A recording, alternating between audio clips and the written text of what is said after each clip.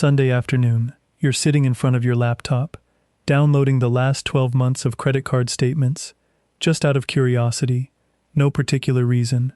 You open an Excel file, add a new column, and start labeling each transaction: food, gas, bills, entertainment.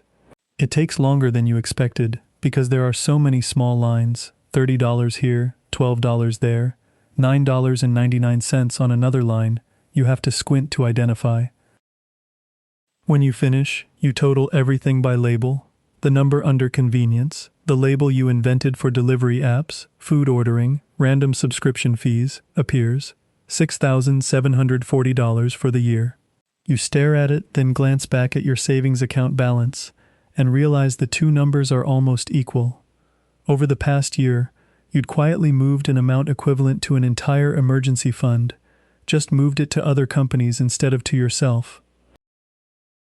You don't close the laptop right away. You sit there, scroll back up through the spreadsheet, look at each line one more time, and realize not a single one of them, on its own, makes you feel like you overspent. Every charge was small, every one reasonable, everyone had a perfectly good reason at the moment you tapped to pay. Only once they were added together did they reveal their true shape, a number that made you sit up straight in your chair. You try sorting the spreadsheet within that convenience label, highest to lowest. At the top of the list isn't one big purchase at all, but a string of transactions under $20, repeating dozens of times over the year. So many you have to scroll for a while before reaching the end. There's no single bad decision here, just a lot of small reasonable ones, standing side by side, forming a shape none of them ever intended to create. 2 months before that Sunday afternoon, you were having lunch with a coworker, and her phone kept buzzing with delivery notifications, 3 times just during lunch. She laughed, said she'd already ordered dinner too, just easier, no need to think about it later. You joked, asked how many times a week she does that. She did the math out loud, paused slightly, said probably 4 or 5 times, she doesn't really keep track. You both laughed it off.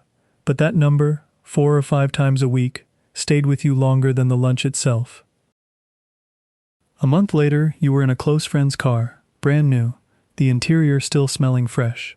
He talked excitedly about the monthly payment. Not too high, comfortable given his current income.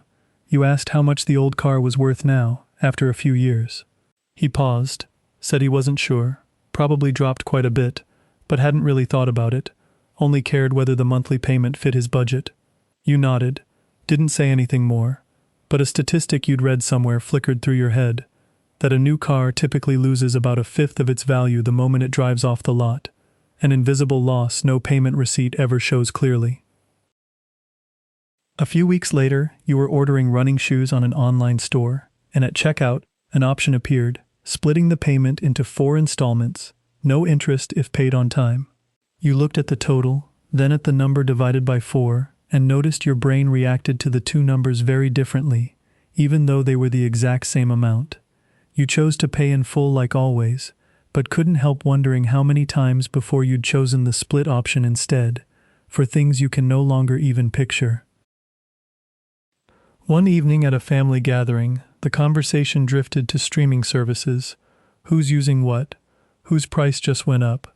Your cousin joked that between everyone in his household, they were paying for 7 different services combined, more than the cable bill everyone used to complain was too expensive.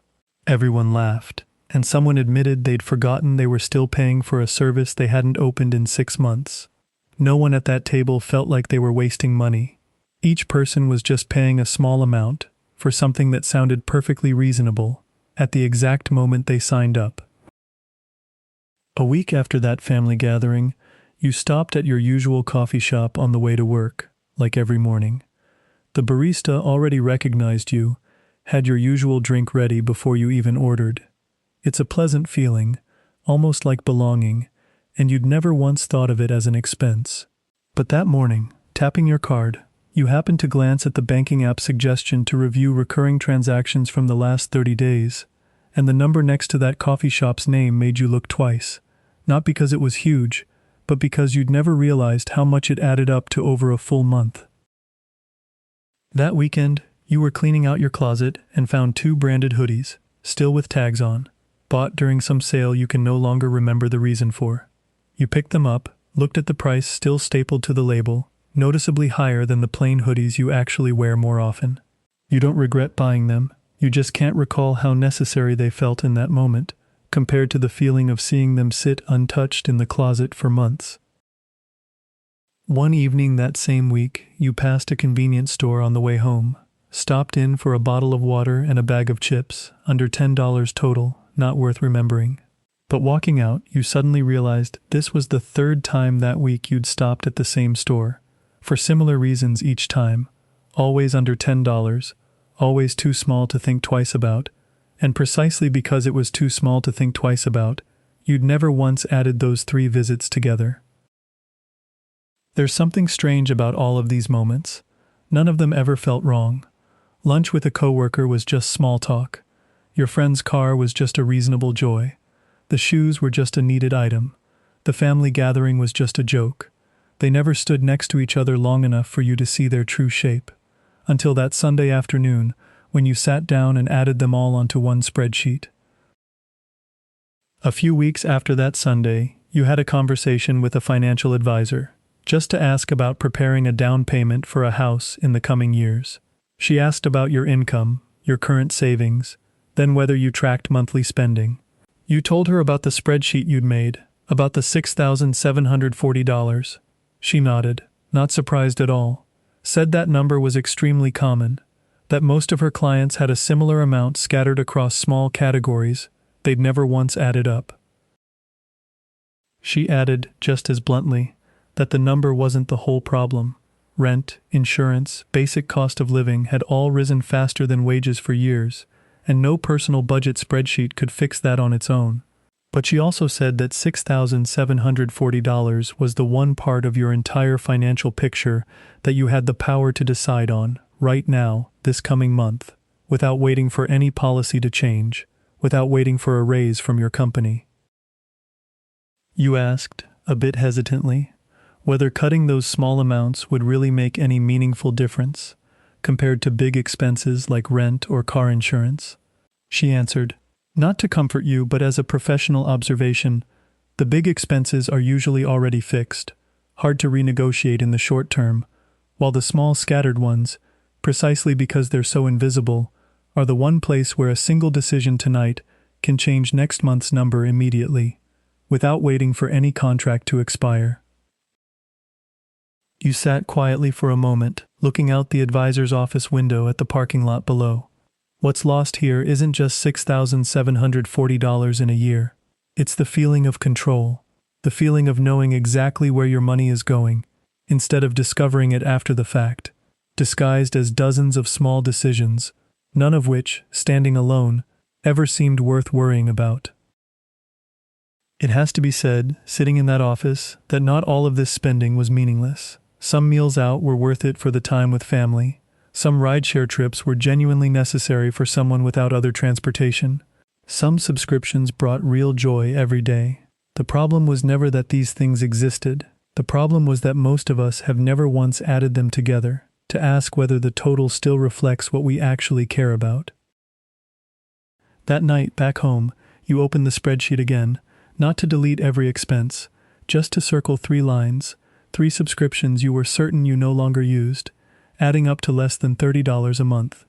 You didn't cancel them that night, you just set a reminder to deal with it over the weekend, and for the first time in a long while, that reminder didn't just sit buried in a list of forgotten tasks. You sat a while longer, looking at those 3 circled lines, and realized you had no intention of cutting every convenience from your life.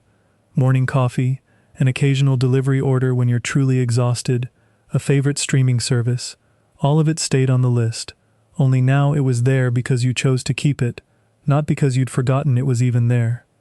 The difference is small enough to be hard to put into words, but it changes the feeling of holding your card at checkout, from a reflex into a decision. Nothing changed right away. Your account the next morning held the exact same balance as the day before. But something very small was different. You no longer saw each expense as a separate event.